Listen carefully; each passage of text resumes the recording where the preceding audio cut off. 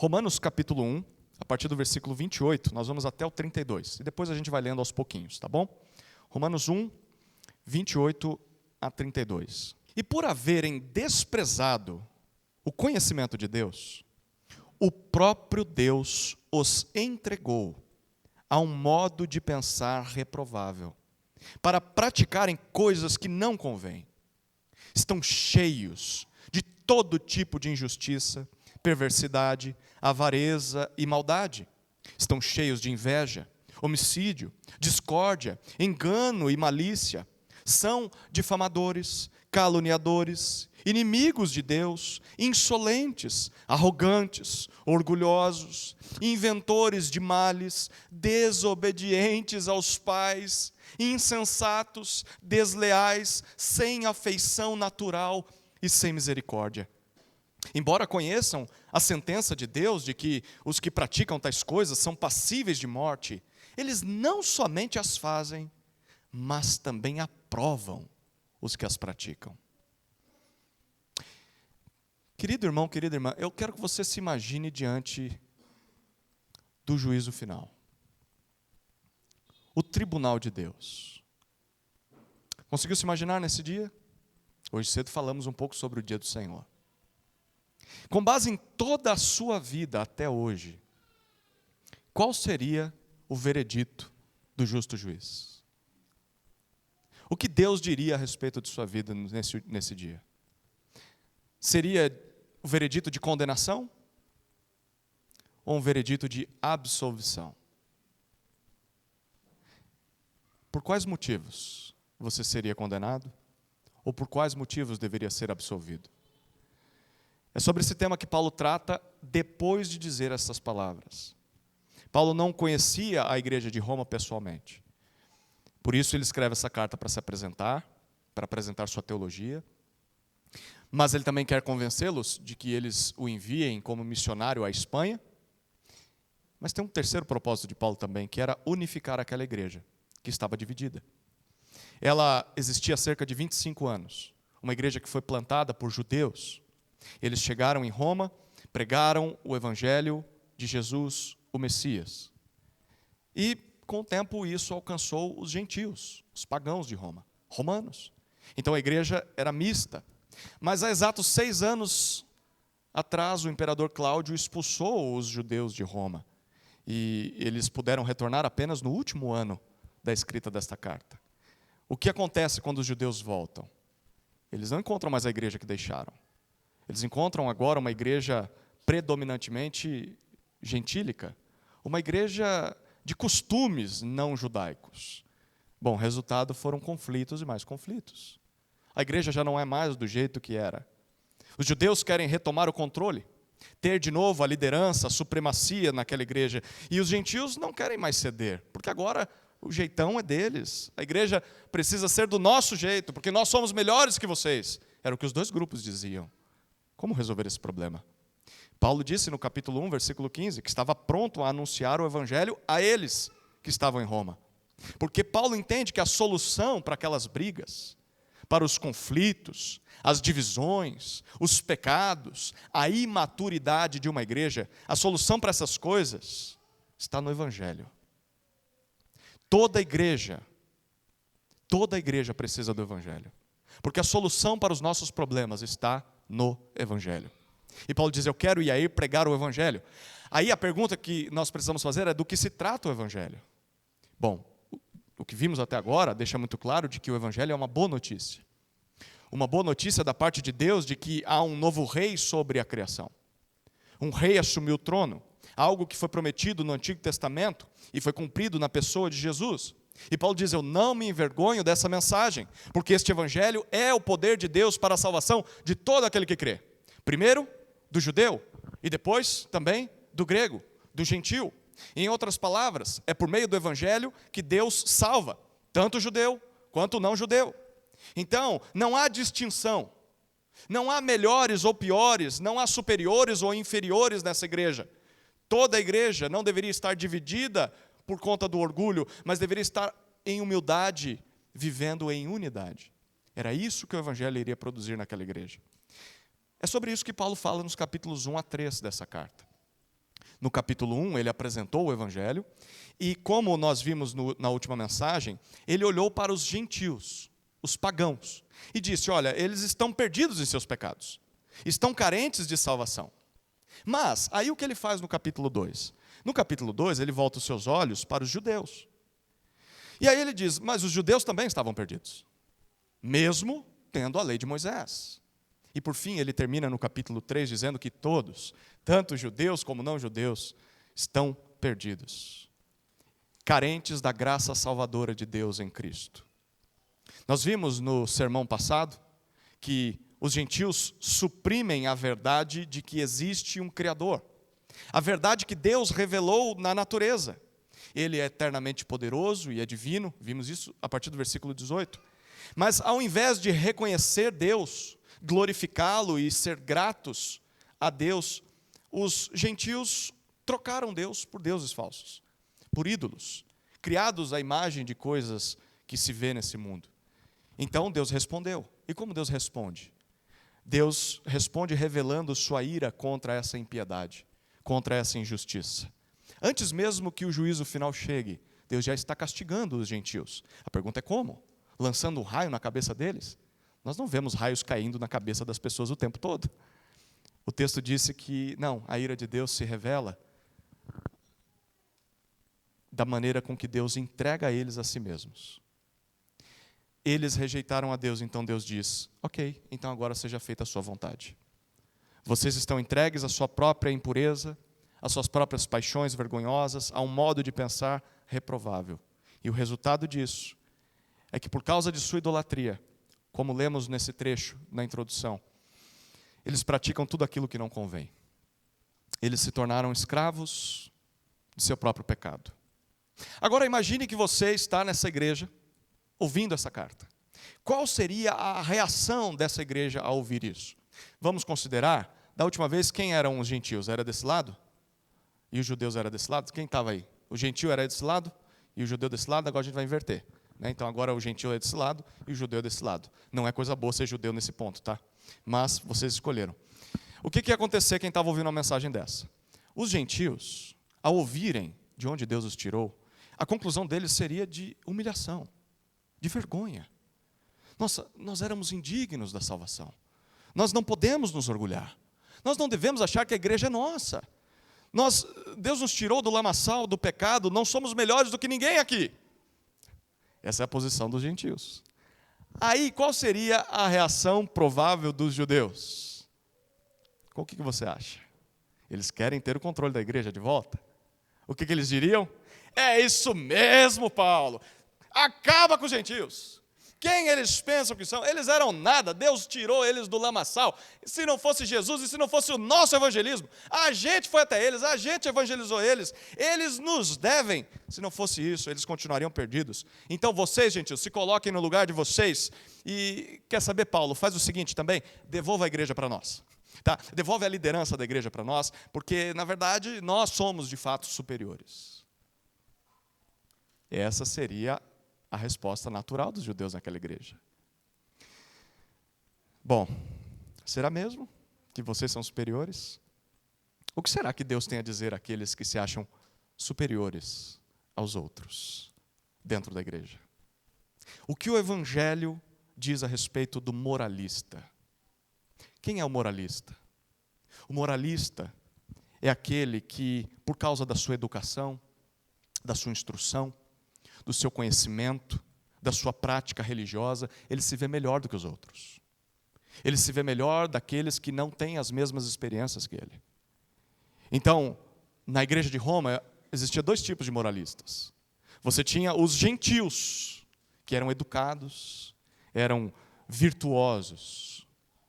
Apesar de que a maioria da sociedade romana era exatamente aquilo que nós vimos no capítulo 1, havia uma parcela do povo que não acreditava nos deuses.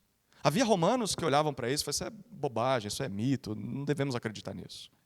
E essa parcela pequena do Império Romano não participava da maioria dos pecados culturais da sociedade. Então eles se viam como pessoas mais nobres. Roma tinha gente assim dentro da igreja. Mas você também tinha um segundo tipo de moralista dentro da igreja de Roma.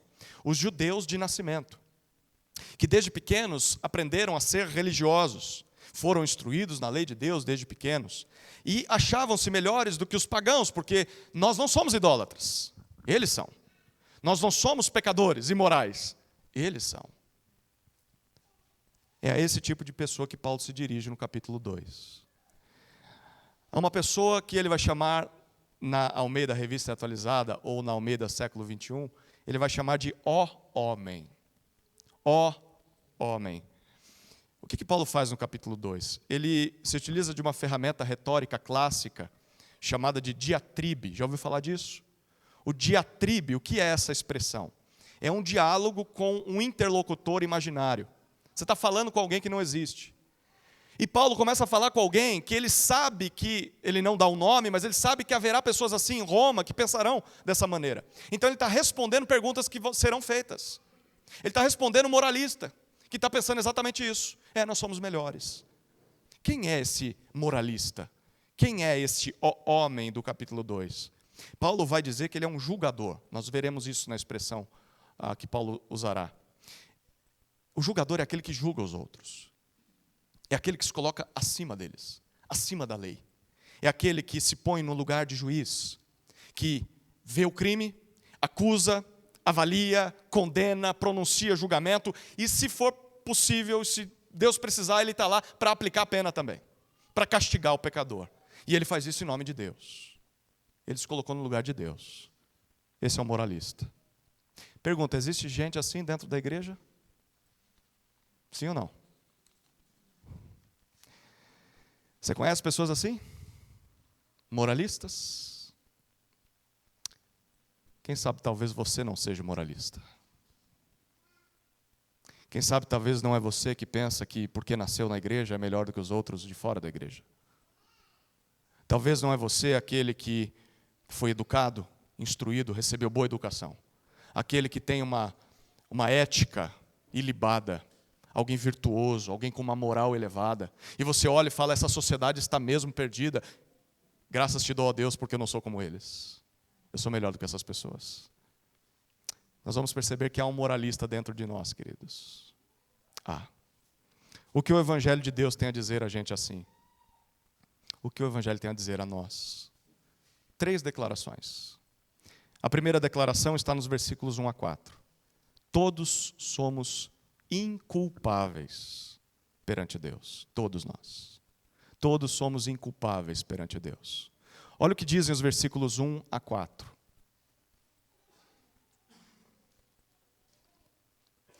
Por isso, você é indesculpável quando julga os outros, não importando quem você é. Pois naquilo que julga o outro, você está condenando a si mesmo, porque pratica as mesmas coisas que condena. Bem sabemos que o juízo de Deus é segundo a verdade, contra os que praticam tais coisas. E você, que condena os que praticam tais coisas, mas faz o mesmo que eles fazem, pensa que conseguirá se livrar do juízo de Deus? Ou será que você despreza a riqueza da bondade, da tolerância e da paciência de Deus, ignorando que a bondade de Deus é que leva você ao arrependimento? Todos somos indesculpáveis perante Deus. Paulo começa com a expressão por isso, no versículo 1. Ele está conectando o que ele irá dizer com aquilo que ele acabou de dizer no capítulo 1. O que foi que ele disse? No versículo 32 do capítulo 1, o último versículo, nós vimos. Os pagãos, os gentios, conhecem a sentença de Deus. Que sentença? De que quem pratica, quem tem esse estilo de vida ímpio, morrerá. Isso leva à morte. A vida de um pagão está escrachada, a sentença leva à morte. E eles sabem disso, mas ainda assim, eles não só as fazem, mas também aprovam e incentivam quem faz o mesmo. Tudo isso é resultado da idolatria. E isso já é em si mesmo um castigo de Deus, é a ira de Deus, a sua justa ação contra o pecado, punição contra o pecado, antes mesmo que o juízo final chegue. Foi isso que Paulo disse no versículo 32. E aí, Paulo começa o versículo 1 do capítulo 2 dizendo, tá bom, se isso é verdade sobre os gentios, sobre os pagãos, você, ó homem, você que julga os outros que são diferentes de você, você também não fica de fora. Você também é indesculpável. Não importa quem você seja. Seja um gentil virtuoso, educado, seja um judeu de berço, um religioso desde o início de sua vida. Você é indesculpável. Indesculpável. Essa palavrinha já apareceu antes, não apareceu? Lá no capítulo 1, versículo 20, quando Paulo disse que os seres humanos, os gentios, os pagãos, os idólatras, são indesculpáveis perante Deus. Indesculpável é a negação da palavra grega apologia, defesa. O que Paulo está dizendo é, vocês são incapazes de se defender perante um tribunal de acusação. Vocês não têm como se defender. Vocês são culpados. Por que o pagão é culpado perante Deus? Porque Deus se manifestou a ele, através da criação, através da natureza. Mas ele abafa essa verdade, ele suprime isso, ele sufoca isso, e ele troca Deus por ídolos, por falsos deuses. O pagão merece condenação? O que o judeu diria na igreja? Sim, ele merece. Mas aí Paulo diz, mas e o moralista? O moralista também merece. Por que o moralista merece condenação?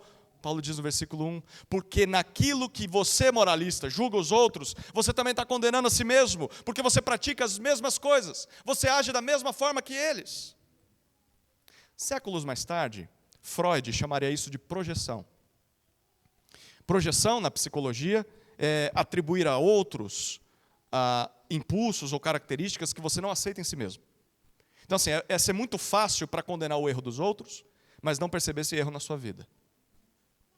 Bom, muito tempo antes da psicologia moderna e secular perceber esse padrão pecaminoso da humanidade, o Evangelho já falava disso há muito tempo atrás. E o Evangelho é o único capaz de resolver esse problema de fato. Quem julga, queridos, quem condena os outros, precisa lembrar que primeiro também é um pecador. Um pecador que comete os mesmos pecados, talvez de outras maneiras, mas também é um pecador. Paulo falará sobre esses outros pecados no versículo 17 em diante, que é o texto de semana que vem. É claro que, como povo de Deus, como igreja, nós somos chamados a exortar, a julgar os pecados da comunidade de fé. Jesus manda fazer isso em Mateus 18. Paulo diz para que a igreja julgue o pecador em 1 Coríntios 5. Então esse negócio de não podemos julgar, não julgueis para não ser julgado. Isso aí é gente usando um trecho apenas da Escritura e não lendo o contexto. Somos chamados a julgar, mas julgar de acordo com a verdade, com a palavra. A observar a vida dos outros e compará-las com aquilo que Deus manda. Mas antes de fazer isso, somos chamados a fazer isso com humildade, com brandura. Paulo diz isso em Gálatas 6. Com um espírito de santidade, tirando primeiro a trave que está no nosso olho, para poder enxergar bem e ajudar o irmão a tirar o cisco do olho dele. Então, nós não devemos ser sensíveis apenas aos pecados dos outros e acabar fazendo vistas grossas aos nossos próprios pecados. Quando nós fazemos isso, nós somos indesculpáveis perante Deus. E Paulo, ele se inclui na conversa, no versículo 2. Ele diz, bem sabemos. Quem é esse sabemos? Né? De quem ele está falando? Ele está falando, todo moralista sabe disso. Especialmente o judeu. Todo mundo sabe, se conhece alguma coisa sobre Deus, sabe que o juízo de Deus possui duas características. O julgamento de Deus, primeiro, é segundo a verdade. A expressão verdade aqui é a tradução de um termo que significa algo que não está oculto. Então, o que Paulo está dizendo é que Deus não julga conforme as aparências, conforme aquilo que ele vê no exterior, mas Deus julga com base na realidade nua e crua, quem nós somos como um todo.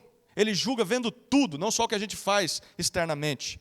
Ninguém é capaz de fingir diante de Deus. Deus sabe de tudo em nossas vidas. Deus não pode ser influenciado por meias verdades que nós contamos para as pessoas sobre nós. E escondemos as coisas sujas debaixo do tapete. Deus não é ludibriado por isso. Deus não é enganado por essas coisas. Nós podemos até enganar as pessoas com o nosso moralismo julgador, com a fofoca, porque quando a gente fofoca e fala mal do outro, a gente está expressando o nosso moralismo. A gente está dizendo, eu sou melhor que aquele lá. Então vamos falar mal dele, porque nós não somos tão ruins quanto ele. Nós podemos enganar as pessoas. Nós podemos ter uma santidade aparente, manchada de pecados ocultos, mas nós não conseguimos enganar ao justo juiz. O julgamento de Deus é segundo a verdade. Mas tem uma segunda característica desse juízo. Paulo diz no versículo 2, é contra os que praticam tais coisas. Que coisas? Aquilo que ele disse no final do capítulo 1. A gente viu uma lista de pecados terríveis, né? Inclusive a desobediência aos pais. Um monte de coisa feia e está lá no meio, desobediência aos pais. Deus considera tão feio quanto as outras coisas. Uma lista terrível de coisas, e Paulo diz, o julgamento de Deus é contra os que praticam essas coisas. Mais à frente, nesse capítulo, Paulo vai dizer que os judeus também eram culpados de todos esses pecados. Inclusive, Amós, o profeta, lá no capítulo 5 de seu livro, por meio dele, Deus diz que Israel misturou a adoração a Deus com a idolatria, o culto a falsos deuses, desde que saiu do Egito. Desde que atravessou o Egito, eles tinham idolatria misturada com adoração ao único Deus. Então, Paulo está dizendo para aquele moralista, você se acha melhor que os outros, mas o juízo de Deus é segundo a verdade contra quem pratica essas coisas. Deus é justo em seu juízo. Não importa quem você seja, não importa de onde você venha, se há aspectos de idolatria, de impiedade em sua vida, você também não escapará da justiça final de Deus. E todos devemos saber disso. Todos. Então, no versículo 3, Paulo se volta novamente ao seu possível oponente, ao moralista. E ele diz, uma vez que você sabe disso, ele acabou de dizer isso no versículo 2, e ainda assim, você ainda condena os que praticam a idolatria, a impiedade, mas você faz as mesmas coisas que eles, Paulo diz no versículo 3, como você pode pensar que conseguirá se livrar do juízo de Deus? Como? A ideia aqui é de que o moralista, ele realmente considera, e mantém isso em sua mente, de que ele vai conseguir escapar do juízo final. A pergunta é por que ele pensa assim? Bom, a resposta é porque ele se vê como alguém superior. O moralista, ele acha que é melhor que os outros. Ele é incapaz de ver os seus próprios pecados. Porque o seu senso de justiça está corrompido. O seu pecado, o seu orgulho mudou aqui as coisas dentro dele. Ele acha que Deus vai castigar só os outros, mas irá inocentá-lo. Por quê? Porque ele é bom. Ele é justo, ele é melhor que os outros. Então no dia do juízo é como se ele se assentasse à destra de Deus e estivesse junto com o cajado ali para reger o juízo. Não, eu não sou alvo do juízo, são os outros. Paulo diz, como você pensa que vai conseguir escapar desse juízo? Queridos, isso é uma mentira, é um engano. Não acredite em quem fala isso. Não acredite em quem vive dessa maneira. Porque ninguém, absolutamente ninguém, escapará do juízo de Deus. Nada vai poder te livrar deste evento. Deus tem um compromisso marcado com você, o dia do juízo, e é com todos os homens. Ser alguém ético, moral, um religioso, um filho de crente, alguém batizado, frequente na igreja, membro de igreja, servo na igreja, leitor da Bíblia, generoso, alguém que faz boas ações em favor dos necessitados, tudo isso é bom, mas isso não te tira do banco dos réus, porque isso não apaga as coisas erradas que você faz. Todos estaremos diante de Deus no dia do juízo. Na verdade, quem pensa que pode escapar desse juízo é um ignorante. É o que Paulo diz no versículo 4. Porque despreza o fato de que Deus é rico em sua bondade, em sua tolerância e em sua paciência.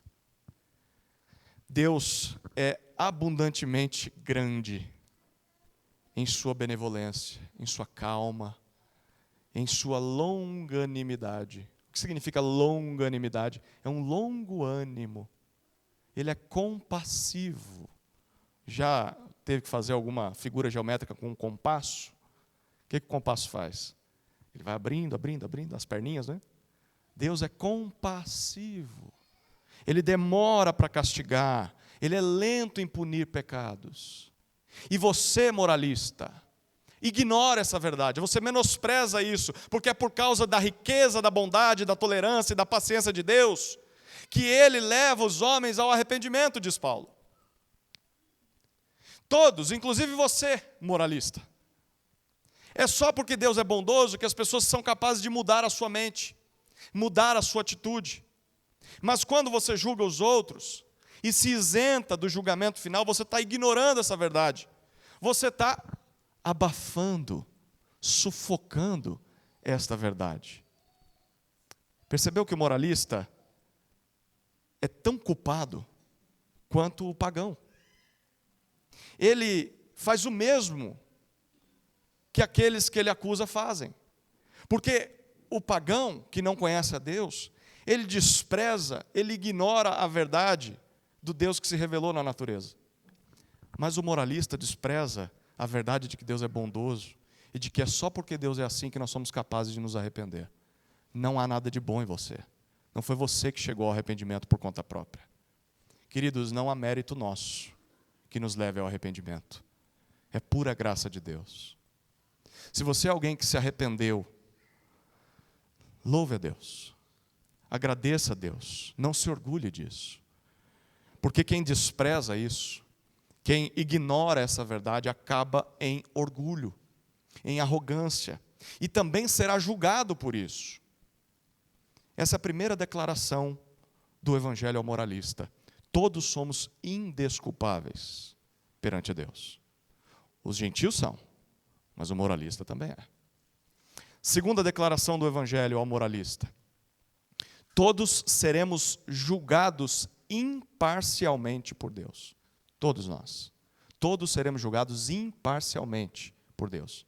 Olha o que diz nos versículos 5 a 11.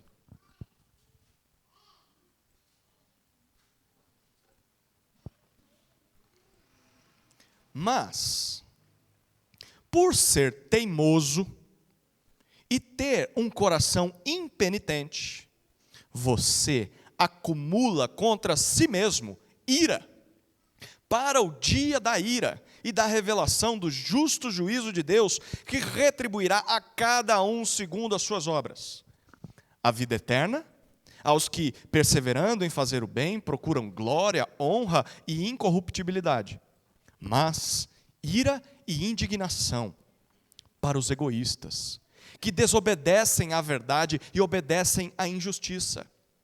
Tribulação e angústia virão sobre todo aquele que faz o mal, ao judeu primeiro e também ao grego. Mas haverá glória, honra e paz a todo aquele que pratica o bem, ao judeu primeiro e também ao grego. Porque Deus não trata as pessoas com parcialidade. Paulo ainda está se dirigindo àquele moralista em Roma. E ele se aprofunda na situação daquele homem. Ele faz um exame cardiológico, espiritual. Paulo descreve como está o seu coração por dentro. Deixa eu dizer para você como você é por dentro. Porque por fora, bela viola. Mas por dentro, pão bolorento. Por fora você aparenta uma vida piedosa, santa, justa, mas fica julgando os outros. Deixa eu dizer quem você é por dentro. São duas descrições do seu coração, no versículo 5. Primeiro, você é teimoso. Teimoso, você é duro como a pedra. Essa expressão transmite a ideia de uma parte do corpo calejada, que perdeu a sensibilidade. Já não sente mais calor, não sente frio, não sente dor.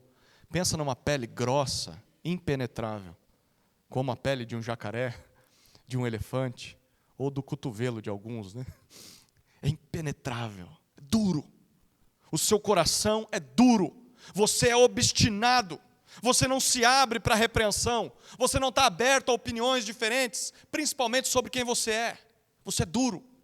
Mas tem uma segunda característica do seu coração. Você é impenitente. Você não se arrepende.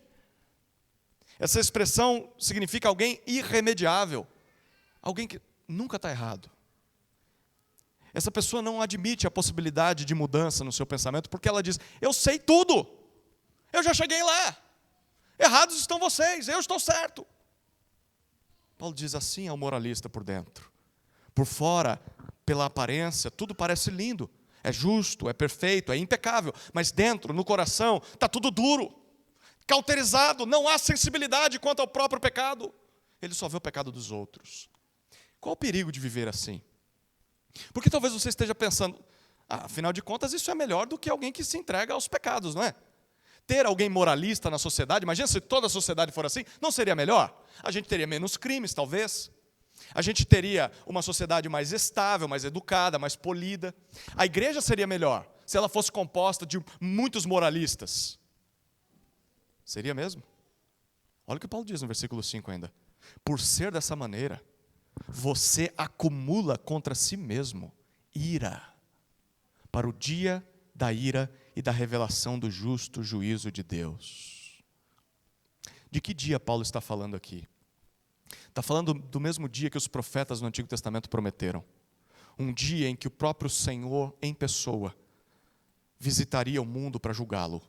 E começaria julgando o mundo através de Israel. Começaria com Israel e depois julgaria as outras nações. Nesse dia, o seu justo juízo seria revelado. A palavra que Paulo usa aqui é a palavra apocalipsis, que significa descortinar algo. Trazer à tona, trazer à luz aquilo que estava oculto. Perceba o que Paulo está afirmando aqui. Ele está dizendo que este dia que Deus prometeu no Antigo Testamento ainda não chegou, mas que ele acontecerá. Esse dia virá, o dia da ira. Diferente do que muitos dizem, e tem muita gente dizendo isso hoje em dia, de que o Antigo Testamento só fala de juízo, de condenação. O Deus que vemos no Antigo Testamento é um Deus muito irado. Ele está muito bravinho lá no Antigo Testamento. Houve quem dissesse na história da igreja que, na verdade, o Deus do Antigo Testamento era o diabo. O Novo Testamento, não, aí é diferente. O Novo Testamento é a graça. O Novo Testamento é só misericórdia. No Novo Testamento eu vejo um Deus bom e amoroso. Sim, no Novo Testamento há um Deus bom e amoroso. Mas é o mesmo Deus do Antigo Testamento. Há uma continuidade. Paulo está dizendo, o Deus que prometeu juízo no Antigo Testamento é o Deus que há de cumprir. Eu estou confirmando isso no Novo Testamento. Haverá um dia da ira. É o mesmo Deus justo, mas também amoroso. Um Deus que vai julgar a todos, mesmo que você negue isso, mesmo que você não acredite nesse juízo, Ele virá. Mas também é um Deus que salvará amorosamente os que creem no Evangelho. Nós veremos em breve isso, um pouquinho mais sobre isso, no final da mensagem. Mas observe ainda no versículo 5. O que acontece com o moralista que julga os outros com arrogância, que não olha para os seus próprios pecados porque tem um coração duro, teimoso, impenitente? Paulo disse que ele acumula contra si mesmo, ira, para o dia da ira. Acumular vem do termo grego tesaurizo, de onde traduzimos tesouro. Significa você juntar uma reserva, poupar algo para ser usado depois. Paulo está dizendo, o moralista está acumulando para si ira. Ele está juntando, vivendo dessa maneira. E alguém poderia dizer, mas é bom. É melhor ter um moralista na igreja do que um imoral. É melhor ter um moralista na igreja e na sociedade do que esses caras do capítulo 1. Paulo está dizendo, não é melhor não. Não é melhor nem o primeiro e nem o segundo. Porque o moralista, ele está acumulando para si ira. E Deus há de dar a paga para ele nesse dia. Ele está entesourando o castigo para o dia da ira. Interessante, a gente já viu esse conceito de ira sendo dito na boca de Paulo. No capítulo 1, versículo 18, ele disse sobre a ira de Deus, que já se revela aos ímpios. Então, assim, ela já é dada meio que em parcelas, né? Como um carnê da Casas Bahia. Vai todo mês um pouquinho, né? De pouco em pouco. Deus está derramando sua ira. Haverá um juízo final, mas Ele já está adiantando partes desse juízo, entregando os homens ao seu próprio pecado. Isso é verdade sobre os idólatras. Mas em relação aos moralistas, Paulo está dizendo, a ira não está sendo derramada, ela está sendo retida. Deus está acumulando essa ira. Então aquela parcela que o gentio recebe, Deus está guardando no seu próprio banco. E um dia ela será derramada sobre o moralista. Ele não se entregou aos pecados, não se entregou aos prazeres. Ele não foi para esse mundo como aquele filho pródigo, para curtir os prazeres da vida. Ele ficou dentro da casa do pai. Mas ele continua sendo ímpio no seu coração.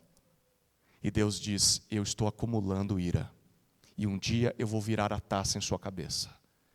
Cada atitude moralista sua, quando você julga os outros achando que é melhor, quando acha que vai se livrar do juízo final, cada atitude sua é uma gota a mais nessa taça. E um dia ela vai transbordar. Pergunta: o que é pior? Uma vida de ira, ou melhor, uma vida em que a ira é desferida aos poucos, uma escravidão ao pecado, e depois a condenação eterna? Essa é a situação dos gentios. Ou o acúmulo dessa ira? Você não sofre ela nessa vida, mas ela está sendo guardada, guardada, guardada, guardada. E virá um pagamento de uma vez só, no dia do juízo. O que é pior? Faça suas apostas, faça a sua escolha. Paulo está deixando muito claro: todos vão colher a ira de Deus. O que acontecerá nesse dia? No versículo 6, Paulo diz: Deus retribuirá a cada um segundo as suas obras. Nesse dia, Deus dará a paga, a recompensa. Perceba, é individual. Não é de baseada. Não é coletivamente, né? Pega a Ibage lá, o juízo vai ser de baseada com eles. Então vamos passar todo mundo aqui na fila, e aí não se sabe de quem era o pecado, de quem. Não, vai ser um por um. Ele vai passar um por um na fila. Vai ser individualmente. Deus dará a paga olho no olho, de acordo com as obras que essa pessoa praticou.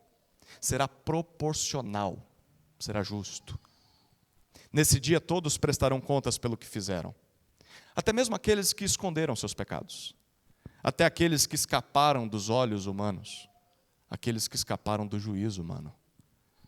Queridos, isso traz esperança para os injustiçados. Porque talvez você seja alguém que tenha sofrido na mão de pessoas que nunca experimentaram justiça. Os seres humanos não conseguiram fazê-la. E talvez a pessoa passe impune. Mas saiba que Deus fará justiça. Todas as obras dos homens serão julgadas. Mas isso também serve de alerta àqueles que praticam injustiça. Porque a justiça final nos alcançará, queridos. Ninguém ficará imune. As aparências não servirão de nada naquele dia. Então Paulo, depois de dizer isso, descreve essa retribuição com mais detalhes. Nos versículos 7 e 8, ele fala sobre 2 pagamentos, 2 recompensas. A primeira é uma positiva, no versículo 7. A vida eterna. Essa recompensa será para aqueles que durante sua vida perseveraram ou se mantiveram na busca do bem, de fazer o que é bem ou o que é bom, aquilo que Deus se agrada.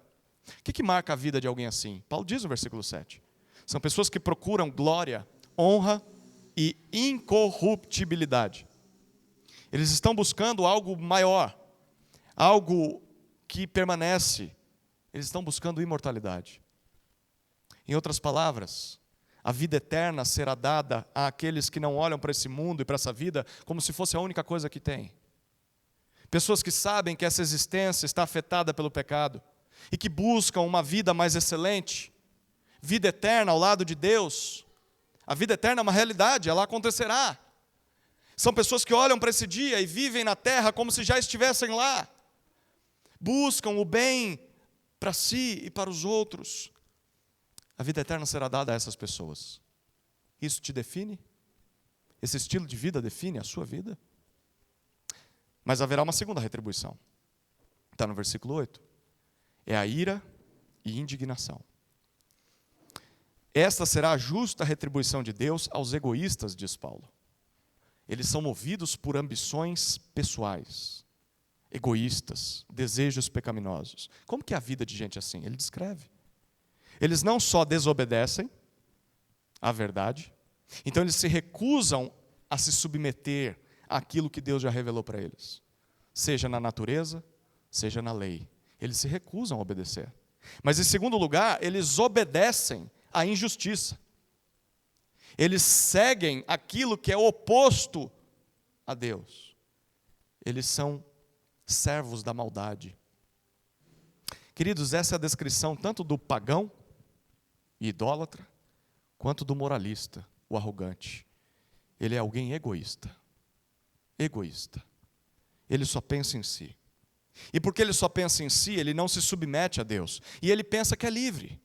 Ele pensa que pode fazer o que ele quiser, mas mal sabe ele que ele se tornou um escravo. O escravo de seu próprio pecado. Um escravo da injustiça. E o que ele vai colher no último dia? Ele vai colher ira e indignação. O juízo e a fúria de Deus.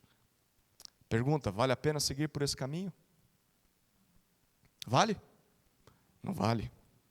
Se você está seguindo por esse caminho, se arrependa o quanto antes.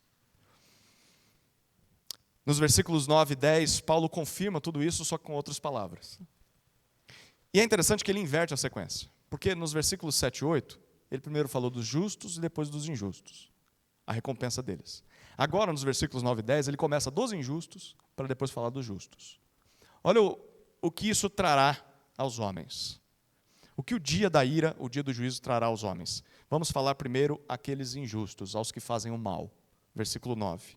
Ele diz, todo aquele que vive na prática do mal, colherá, primeiro, tribulação, segundo, angústia, e isso vai acontecer tanto para o judeu, quanto para o grego, o não judeu.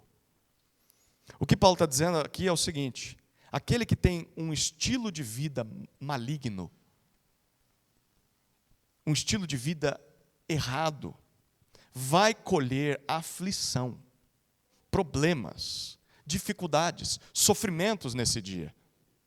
Perceba que o castigo para aqueles que praticam o mal, porque eles rejeitaram a Deus e porque eles amam a si mesmos, não vai ser a aniquilação.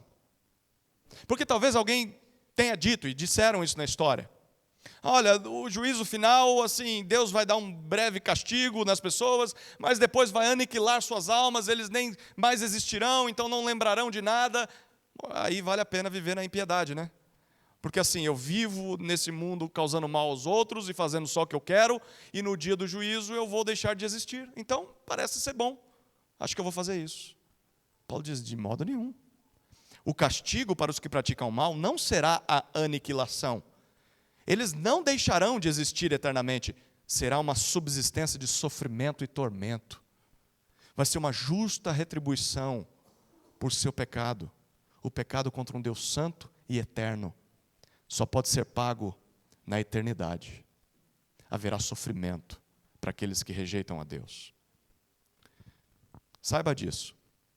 Se a vida ímpia nesse mundo já é difícil, e já é ruim, até mesmo para quem pratica o mal, imagine como não será o dia da condenação. Será pior. Vale a pena esperar para ver? Pagar para ver? Se vai ser mesmo? Melhor não, né? Melhor confiar no Evangelho. Depois de falar sobre isso, Paulo agora se volta para aqueles que praticam o bem, no versículo 10. E agora ele diz, vocês que se colocam na busca por fazer aquilo que é bom, valoroso, agradável a Deus, qual será a sua recompensa? Glória, honra, que tanto buscaram, mas também paz. Paz ao lado eterno, na vida eterna ao lado de Deus. E isso é verdade, Paulo confirma mais uma vez, tanto para o judeu quanto para o grego. A prática do bem, queridos, por mais trabalhosa que seja, por mais cansativa, por mais que talvez não tenha recompensa nessa vida, um dia haverá uma retribuição. Mesmo que você esteja cansado de buscar o bem, Deus garante que haverá uma retribuição justa. Não desista de buscar o bem. Não desista de servir a Deus, mesmo que os outros ao seu redor não façam. Haverá uma justa retribuição. Vale a pena continuar. No Senhor o seu trabalho não é vão. E aí Paulo explica o porquê disso no versículo 11. Ele diz, porque Deus não trata as pessoas com parcialidade. Não há favoritismo em Deus. Deus não é um juiz parcial. Diante de Deus não há jeitinho brasileiro. Não tem propina, não. Não tem suborno que compre Deus no último dia. E se Deus é assim, queridos, e nós somos parte do povo dele, é o que se espera ver em nosso meio. um povo imparcial. Isso também significa praticar o bem. Sermos um espelho do Deus justo, dentro de nossa casa, no administrar de nossas finanças, no nosso trabalho, na nossa empresa, dentro da igreja, no relacionamento com os descrentes. Justos, porque somos parte do povo do Deus justo. Bom, todos seremos julgados imparcialmente por Deus, essa foi a segunda declaração de Paulo. E aí chegamos à terceira declaração do Evangelho ao moralista, que está nos versículos 12 até 16. E essa declaração é a seguinte: só quem pratica a lei pode ser justificado por Deus. Só quem pratica a lei pode ser justificado por Deus. Olha o que diz os versículos 12 a 16.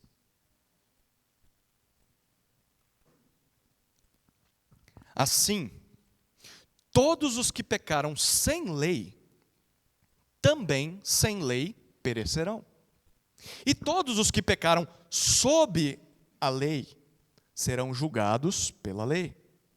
Porque justos diante de Deus não são aqueles que somente ouvem a lei, mas os que praticam a lei é que serão justificados. Quando, pois, os gentios que não têm a lei fazem por natureza o que a lei ordena, eles se tornam lei para si mesmos, embora não tenham a lei. Estes mostram a obra da lei gravada no seu coração, o que é confirmado pela consciência deles e pelos seus pensamentos conflitantes, que às vezes os acusam e às vezes os defendem. No dia em que Deus, por meio de Cristo Jesus, julgar os segredos das pessoas de acordo com o meu Evangelho. Aperte seus cintos. Se nós ficarmos só com o que Paulo disse nos versículos 7 e 8, se a carta encerrasse aqui, nós poderíamos ter a impressão equivocada de que é possível sermos inocentados no dia do juízo, caso a gente se esforce bastante. Porque ele falou que a vida eterna será para aqueles que buscam fazer o bem. E alguém pode pensar, então eu vou me esforçar para fazer o bem e não praticar o mal, porque aí eu posso receber essa recompensa. Mas no versículo 11, Paulo quebra essa interpretação errada. Porque ele disse que Deus é imparcial. Então assim, por mais que a gente faça o bem e a gente se esforce, isso não anula o mal que nós praticamos. Seja o pecado que nós praticamos em público, seja aquele que nós fazemos em secreto, que só nós sabemos. Então mesmo que eu cometa atrocidades no meu quarto, e só eu sei, mas aí eu saio lá fora e eu faço bem para as pessoas, que legal que eu fiz o bem para as pessoas, mas esse bem não anula o mal que eu fiz no secreto. E Deus é imparcial. Então por mais que eu me esforce para ser bom, para fazer o bem, eu não consigo fazer isso o tempo todo. Então, todos estamos perdidos. O gentio e pagão está perdido, mas o moralista religioso também está perdido. Se Deus não fizer alguma coisa, todos nós merecemos o juízo. E todos nós precisamos ser condenados, porque Deus é justo. Bom, há esperança para nós? Sim ou não? Sim, já falaremos sobre ela em breve. Mas antes disso, nesse trecho que nós lemos, Paulo conclui o seu argumento a respeito daquela retribuição justa de Deus sobre judeus e gentios. Então, pense na audiência que Paulo está imaginando. Ele está falando agora com o moralista. Ele falou até agora com o moralista, com aquele judeu que acha que é melhor que os gentios. Mas agora, alguém, depois de ouvir toda essa explicação de Paulo, poderia perguntar o seguinte, talvez um gentil. Vocês são gentios? Eu nem me lembro mais. São, né? Vocês são judeus. Então, o sermão foi só para vocês até agora. E agora vai ser para o gentil. O gentil está ouvindo isso? E aí, diante de tudo que Paulo falou, ele está concordando, né? Ele já estava humilhado, porque o capítulo 1 humilhou ele. Então, ele já está mais no cantinho dele, né? Ele está mais quietinho, fala, tá bom, eu vou me submeter. O judeu agora já foi quebrado também. Né? O moralista foi quebrado.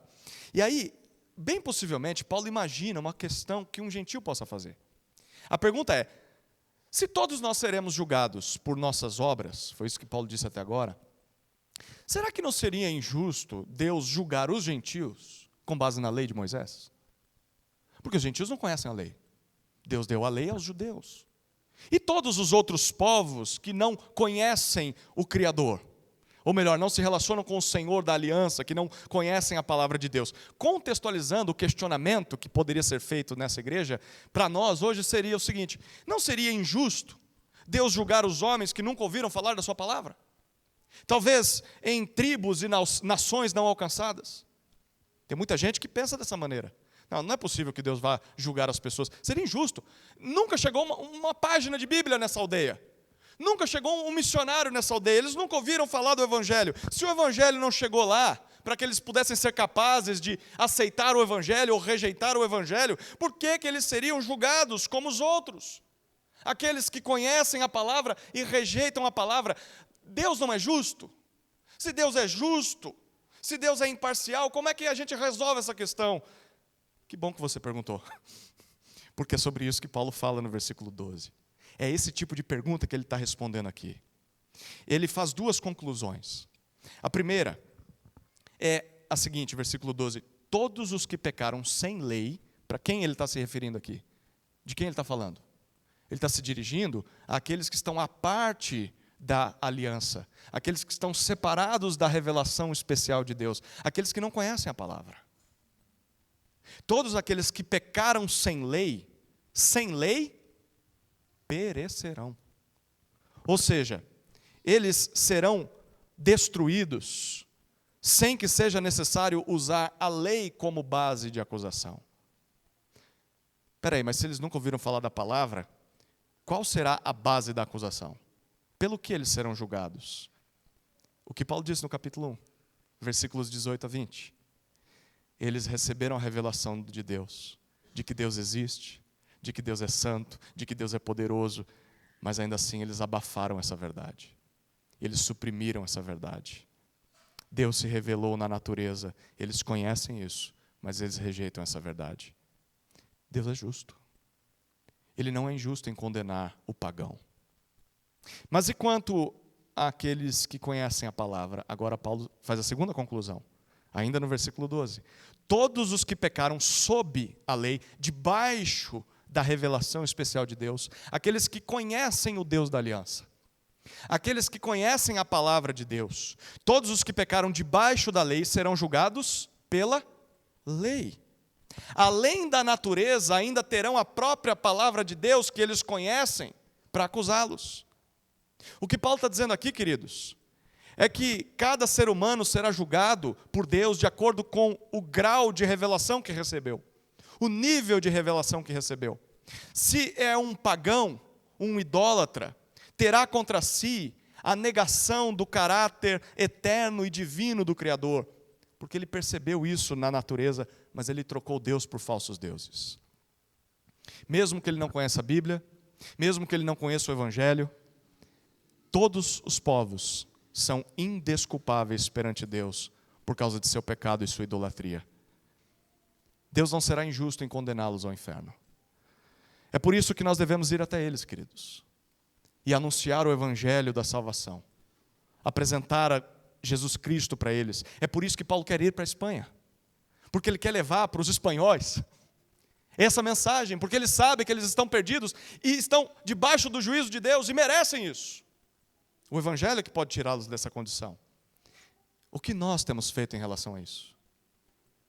Como nós temos encarado o fato de que há pessoas que serão condenadas justamente por Deus, sendo que talvez nós teríamos a possibilidade de fazer com que o Evangelho da salvação chegasse a elas?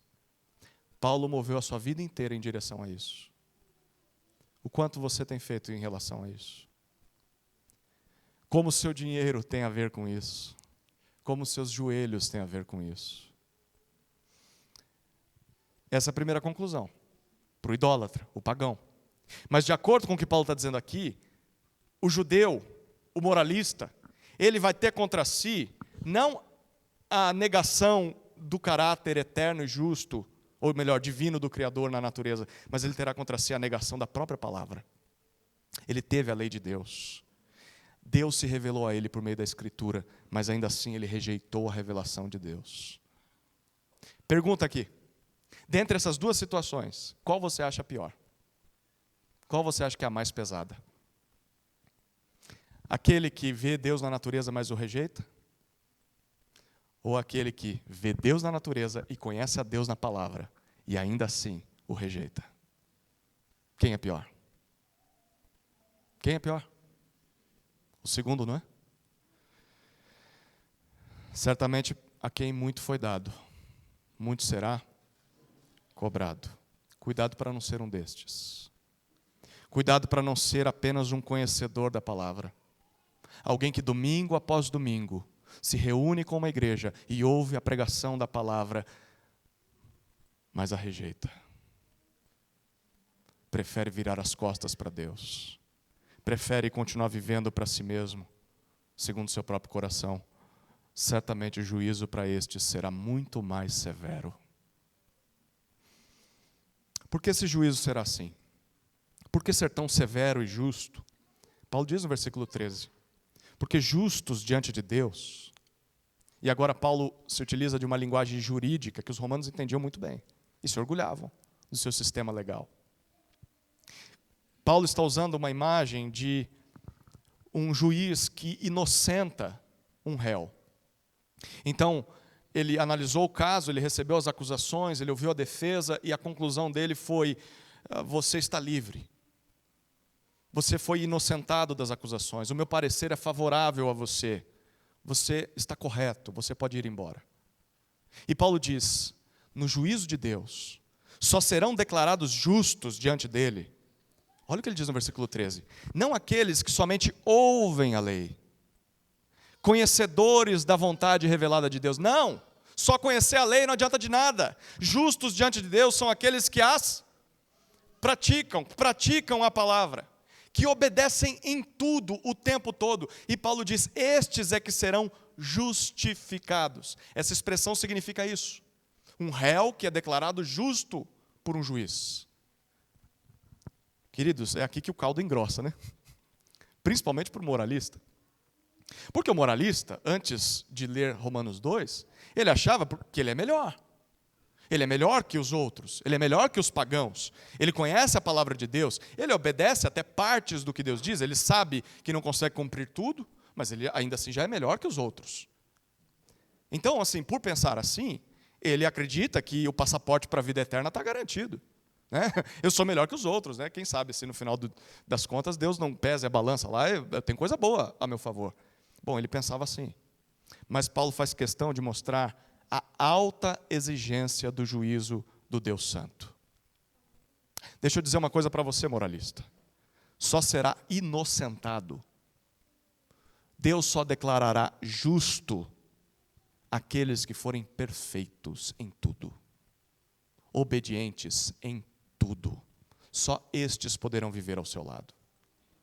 Só conhecer ou ouvir a palavra, mas não obedecer a palavra em tudo, não salvará ninguém. Só quem obedece toda a lei de Deus merece viver ao seu lado para sempre. Queridos, é assim que o evangelho começa. As boas notícias de salvação começam com as más notícias.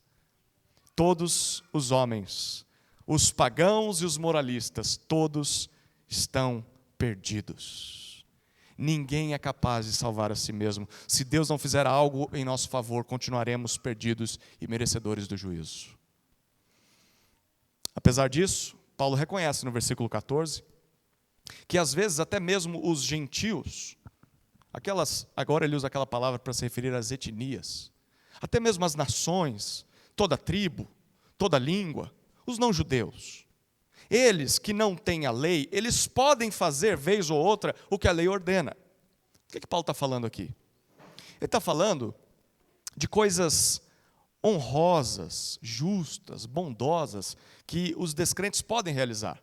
Mesmo que eles não conheçam, não reconheçam a existência de Deus, mesmo que não conheçam a palavra, as sociedades, as culturas, de modo geral, têm coisas boas que eles praticam. E Paulo diz, quando isso acontece, olha o versículo 14, eles se tornam lei para si mesmos. Ou seja, o próprio bom comportamento deles serve para julgá-los. Como assim? O próprio comportamento deles está dizendo, está vendo? Quando você não faz isso que você fez de bom agora, você é condenado. Você consegue fazer o bem às vezes, mas não consegue o tempo todo. A própria atitude boa deles servirá para condená-los. Em outras palavras, no dia do juízo, Deus nem precisará abrir a sua lei, caso Ele queira, para condenar um pagão, para condenar um idólatra. A própria consciência desse idólatra o acusará. Ela confirmará que ele pecou. Porque ele errou, acertou uma vez, errou. Aquela vez que ele acertou, confirma de que ele está errado. E por que isso é assim? No versículo 15, Paulo explica. Porque quando isso acontece, os gentios mostram, eles demonstram, a obra da lei gravada no seu coração. O que é obra da lei? É o resultado prático daquilo que Deus exige. A lei é o que está escrito. A obra da lei é a obediência disso, na prática. Quando um pagão faz o que é bom, mesmo não conhecendo a Deus, ele está revelando que tem alguma coisa gravada no seu coração. Quem gravou isso no seu coração? Quem gravou a obra da lei no seu coração? Nós vimos isso em Gênesis, não vimos? O senso moral de certo e errado foi gravado no coração dos homens por seu Criador. Deus fez o homem à sua imagem e semelhança. É por isso que toda cultura pagã, idólatra, ela tem algum código de conduta. Ela tem uma lista de coisas certas e coisas erradas, mesmo que seja corrompido. Por que as culturas fazem isso? Porque Deus colocou um senso de justiça dentro dos homens, um senso que foi corrompido pelo pecado. Então haverá culturas em que sacrificar o seu filho não tem problema nenhum, mas cortar uma fila está errado. Eles têm um senso de justiça, tem coisas certas e coisas erradas, mas ele está corrompido. Mas há um senso de justiça, e Paulo está dizendo, isso é fruto da imagem de Deus no homem. Deus colocou esse sensor. Todo descrente, quando pratica o bem, está demonstrando que foi criado por Deus. E nós podemos aproveitar isso como ponte para o evangelismo. Talvez o cara diga, não, mas eu não acredito em Deus. Mas, meu querido, quando você tem um padrão do que é certo e errado, isso é evidência de que Deus criou. Um Deus que é bom, um Deus que é justo. Bom, é por isso, Paulo continua no versículo 15, que em sua própria consciência, nos seus pensamentos, ele tem um conflito, o tempo todo. A sua sensibilidade moral, o seu raciocínio, às vezes o acusa, às vezes o repreende. Ele fala, não devia ter feito isso, tem alguma coisa que me diz que isso aqui está errado. Mas ele diz, às vezes os seus pensamentos os defendem, confirmam que aquilo que eles fizeram é certo. Em resumo, queridos, essa é a vida de um pagão, de um idólatra. Ele não sabe de onde vem esse desejo por fazer o que é justo, que é bom e correto, porque ele se recusa a reconhecer a Deus. Mas às vezes ele busca essas coisas. E quando ele pratica coisas boas, ele se sente bem consigo mesmo. A gente percebe isso na sociedade. Gente que não teme a Deus, que está fazendo bem, e a pessoa se sente aliviada por poder ajudar os outros. Então a consciência dele está confirmando ele, está dizendo, olha, está defendendo, isso é bom que você fez. Mas, e quando essa pessoa faz o que é errado? Por mais que talvez ela sinta prazer no pecado, lá no fundo, bem lá no fundo talvez, ela sabe que não deveria fazer aquilo. Ela sabe que aquilo está errado. Pastor Rafael citou semana passada a pornografia. E a sociedade, o que mais rende dinheiro no mundo é a indústria da pornografia. E o que se vende nessa indústria é de que isso não está errado. E as pessoas dizem isso, estão dizendo isso dentro da igreja. E as pessoas entram nisso sem perceber, desde pequenos, meninos e meninas, desde cedo. Mas, por mais que o discurso seja, não está errado, não está errado. Quem já lidou com esse pecado sabe que depois da prática do pecado, vem um senso de culpa terrível. Eu fiz alguma coisa errada, mesmo que você não conheça Deus. A sociedade sabe, a consciência está acusando. Mas por rejeitar a Deus, a consciência está cada vez mais cauterizada, mais dura como uma pedra. Queridos, a consciência é um juiz interno que reflete a santidade de Deus. É claro, o pecado corrompe ela, mas ela está lá. Ela é um lembrete, você foi criado por Deus, mas está em desobediência a Ele. E no dia do juízo, a sua própria consciência te acusará perante o tribunal. Você mesmo será uma testemunha de acusação. a sua consciência vai confirmar: Deus é justo a te castigar eternamente. Paulo termina no versículo 16 dizendo que isso acontecerá no dia já determinado, perceba, haverá um dia. No dia em que Deus julgar os segredos das pessoas. Não só as atitudes, mas os intentos do coração. Aquilo que só Ele sabe. Ele fará isso por meio de Jesus, o Rei sobre a criação. De acordo com o meu Evangelho. De acordo com a boa notícia, que começa com o anúncio das más notícias. Haverá um juízo final. Queridos, é para esse dia que a história está caminhando. Os dias não estão nas mãos do acaso. Deus está conduzindo o mundo para esse dia, o dia da ira, o dia do juízo. A pergunta é: você está preparado para esse dia? Você será condenado ou absolvido? Para responder isso, todo mundo precisa saber que o Evangelho declara que todos somos indesculpáveis perante Deus, todos seremos julgados imparcialmente por Deus, e só quem pratica a lei pode ser justificado por Deus. Estas são as más notícias do Evangelho.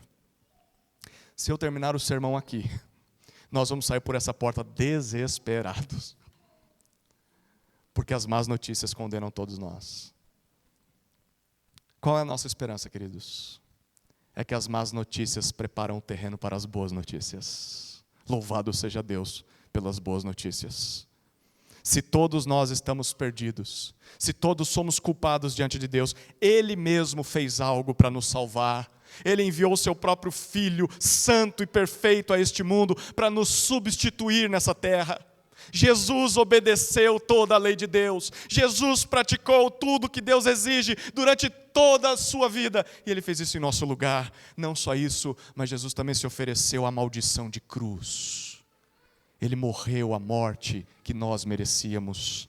Pendurado naquela cruz, durante aquelas 3 horas de trevas sobre toda a terra, Jesus recebeu da parte de Deus todo o castigo que nós sofreríamos na eternidade, na condenação ao inferno. Naquelas 3 horas. E ao se cumprirem as 3 horas, Jesus disse: está consumado. Está cumprido. Tudo já foi pago. Não há mais nada para ser castigado. Por isso, Pai, em Tuas mãos entrego o meu espírito. Queridos, Jesus sofreu o castigo que nós merecíamos para que pudéssemos desfrutar da vida que só Ele merece. A vida eterna ao lado de Deus. E como é que nós nos apropriamos disso? Paulo já disse no capítulo 1, versículos 16 e 17. O Evangelho é o poder de Deus para a salvação de todo aquele que crê, de fé em fé. Como está escrito, o justo viverá por fé. Quando nós cremos na obra de Jesus na cruz, Deus não nos vê mais como culpados, mas como justos. Ele nos declara justos, como seu próprio Filho é. Por causa disso, nós podemos ler Romanos 8:1 para encerrar. Algumas páginas à frente, capítulo 8, versículo 1.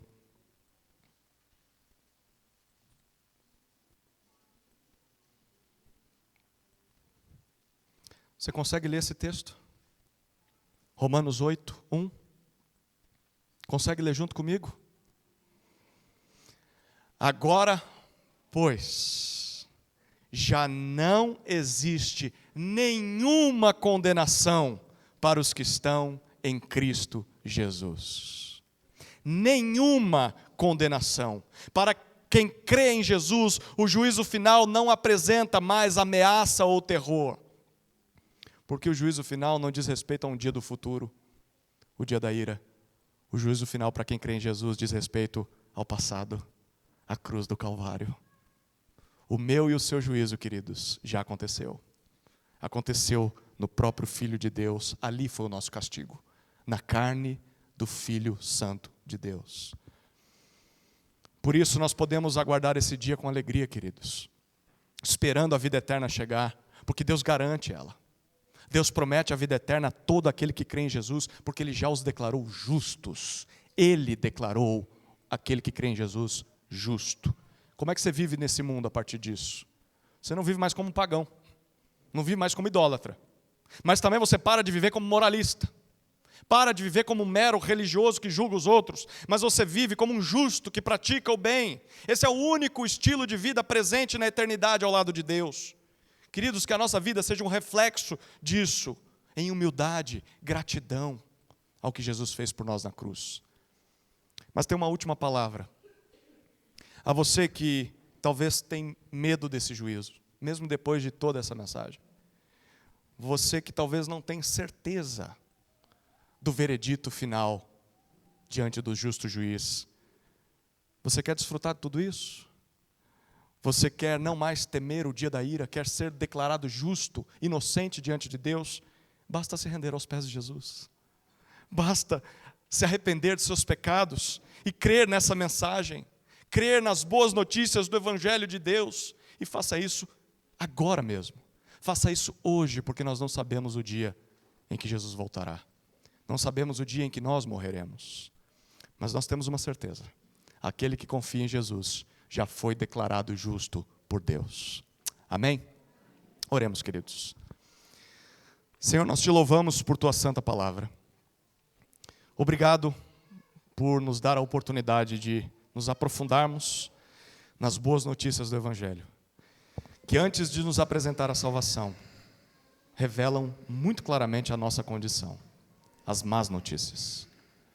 Senhor, ajuda-nos a evangelizarmos as pessoas, sem escondermos essa parte feia da mensagem, porque é necessária, porque só valoriza a salvação em Jesus quem entendeu de onde foi que Jesus o tirou. Senhor, que sejamos dessas pessoas, e que outros te conheçam através de nossas vidas. É a nossa oração, no nome de Jesus. Amém.